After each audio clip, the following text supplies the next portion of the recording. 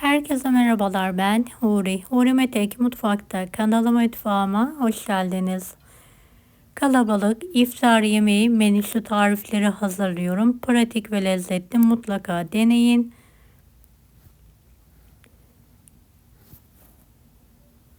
Evet, menümde midye baklava, köfteli pirinç çorbası, kuşbaşı kavurmam, nohutlu pirinç pilavım ve fırın sütlacım var.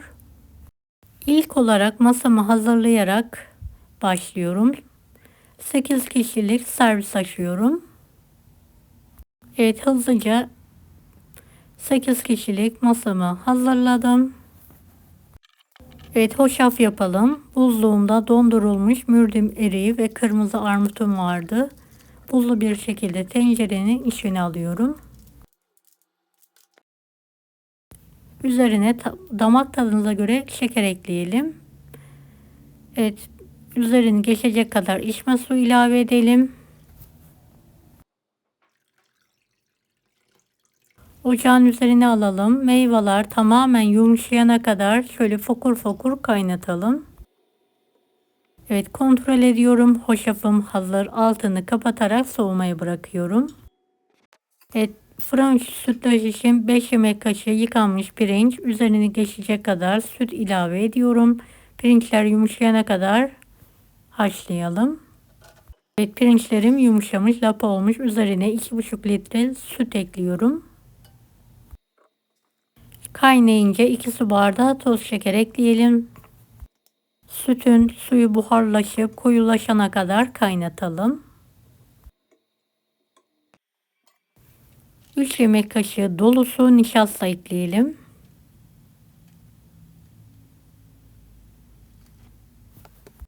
Bir adet tam yumurta. Şöyle bir bardak kadar sütü de ekleyerek pürüzsüz bir hale gelene kadar karıştıralım.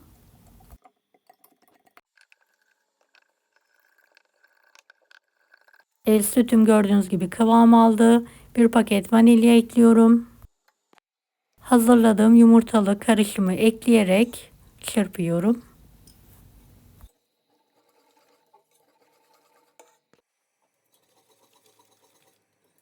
Bir taşım fokur fokur kaynatalım.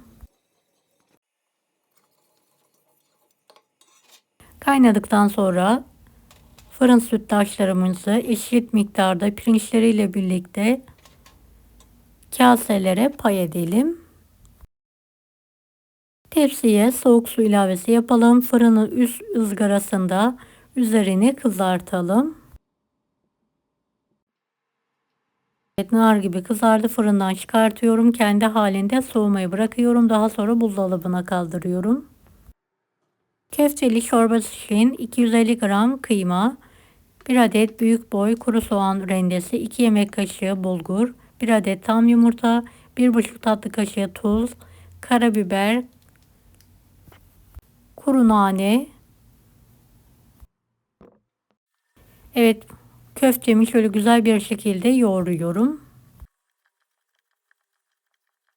Minik parçalar kopartarak köftemizi yuvarlayalım. Evet, 1 yemek kaşığı unla her tarafını en son unlayalım.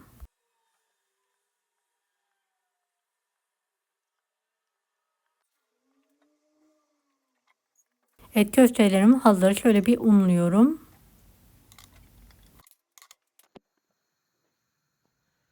Tencereyi şöyle 2 litre kadar su ilavesi yapıyorum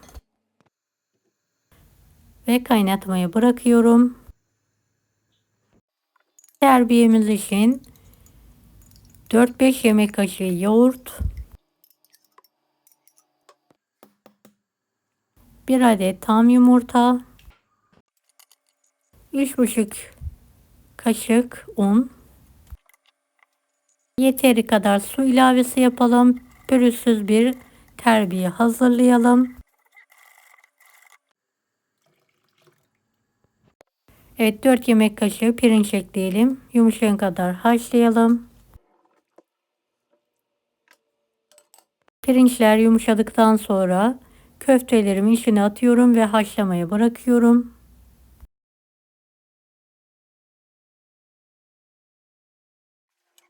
Evet, köfteler haşlandı. Suyun üzerine çıktı. Suyundan terbiyeyi ekliyorum. Süzerek tencereye alalım.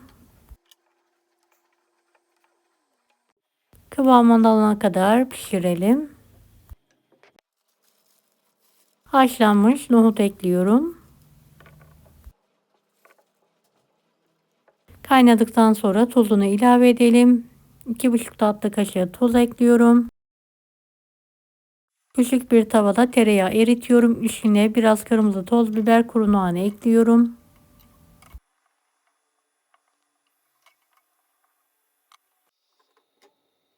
Üzerine gezdirelim.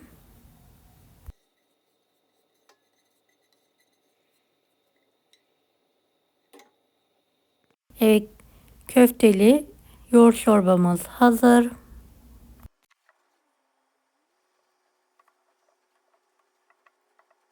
Şöyle karıştırdıktan sonra altını kapatıyorum. Evet, düdüklüye kuşbaşı et koymuşum. Yumuşamamış, biraz daha pişiriyorum.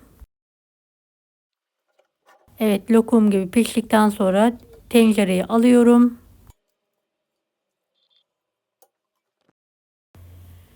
Bir buçuk tatlı kaşığı tuz ilave ediyorum. Karıştırıyorum. Bir miktar daha birlikte pişiriyorum. Eti sadece yıkadım ve yağla birlikte pişirmeyi bıraktım. Pişmiş, altını kapatıyorum. Evet, bir gün öncesinden şerbetlediğim midye baklavamı da süslüyorum.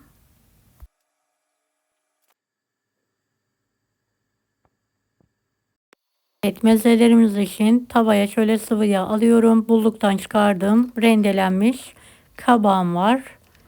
Yüksek ateşte kavuralım. Evet, kavruldu. Servis tabağına alarak soğutmaya bırakıyorum. Aynı tavaya biraz zeytinyağı alıyorum. Havucumu ekliyorum. Kavuruyorum. Biraz da tuz ekledim. Altını kapatıyorum. Kabağın üzerine ekleyerek ikisini birlikte soğumaya bırakıyorum.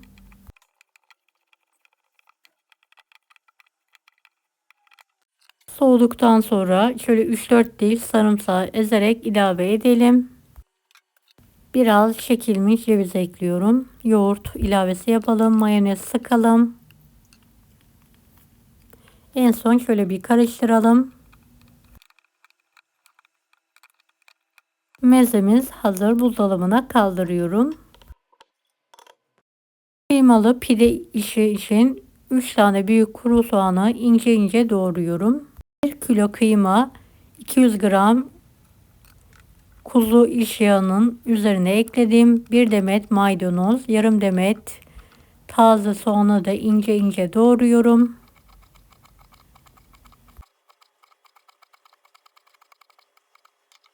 Kıymanın üzerine ekleyelim.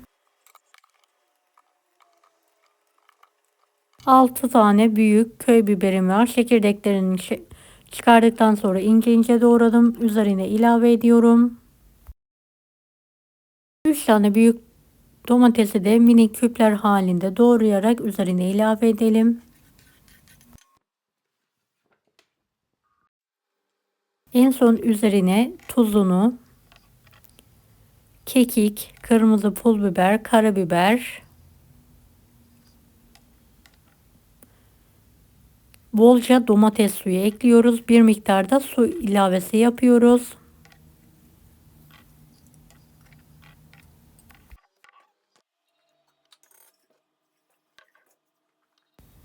Şöyle bir yoğuruyoruz. Kıvamı ne cıvık ne koyu olmalı. Gerekirse su ilavesi yapabilirsiniz.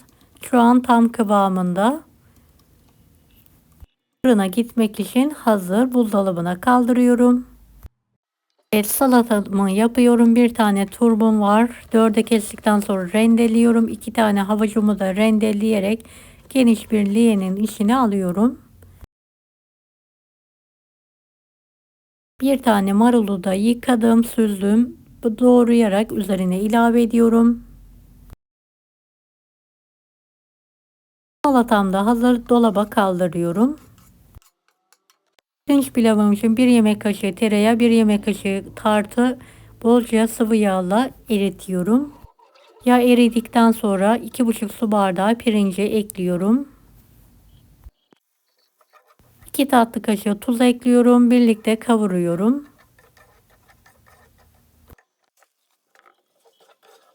Evet, pirinçler tamamen topak olana kadar kavuralım.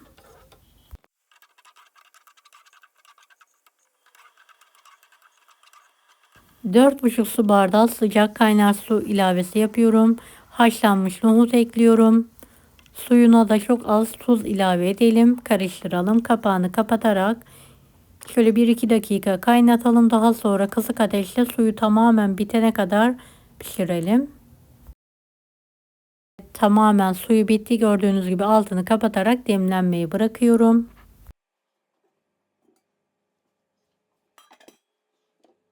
Evet, 3 ana yemeğim hazır. Pilavımı şöyle bir karıştırıyorum. Çok lezzetli oldu. Tereyağlı ve tartılı.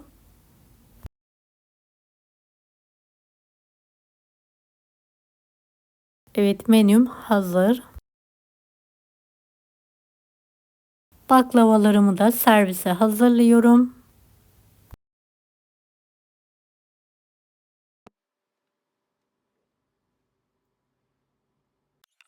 Evet, salatalarımı da iftara yarım saat varken buzdolabından çıkardım. Karıştırdıktan sonra servis tabağına alıyorum.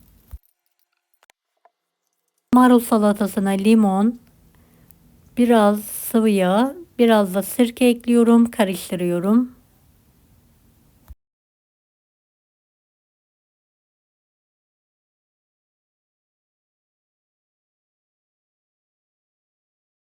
Evet, karıştırdıktan sonra servis tabaklarına alıyorum.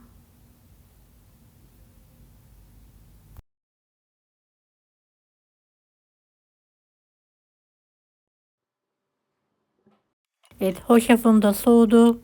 Buzdolabından çıkartarak servise hazırlıyorum. Evet, yemeklerimi tekrardan ısıttım. Servise yakın. Şöyle kaselere, sunum kaplarına alıyorum sıcak sıcak. Evet, iftara 5 dakika varken hepsinin servisini hazırladım. Pirinçli nohut pilavım da hazır. Kıymamızı da fırına yolladık. Pidemiz de hazırdı. Çekmeyi unuttum. Evet, ikinci masamı da hızlı bir şekilde 6 kişilik olarak hazırlıyorum.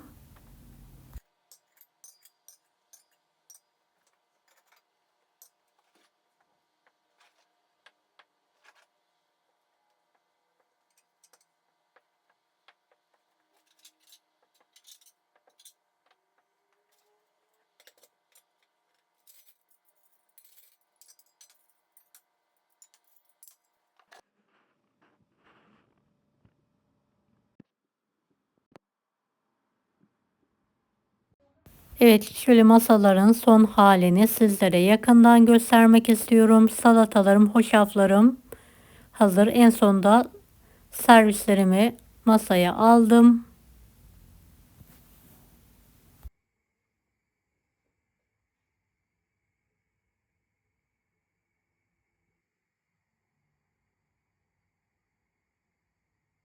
Deneyecek olan herkese şimdiden kolaylıklar dilerim. Allah'a emanet olun. Hoşça kalın. Daha farklı tarifler için bunları da izlemeyi unutmayınız. Kolay gelsin herkese.